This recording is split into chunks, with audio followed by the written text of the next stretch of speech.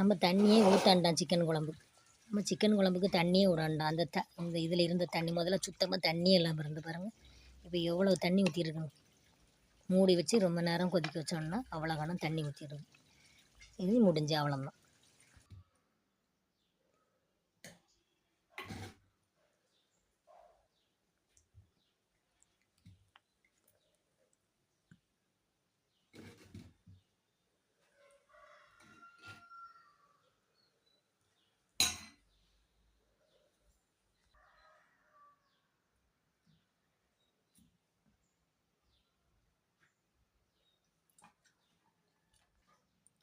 சாஃப்டாக வெந்துட்டு பாருங்கள் சிக்கன்.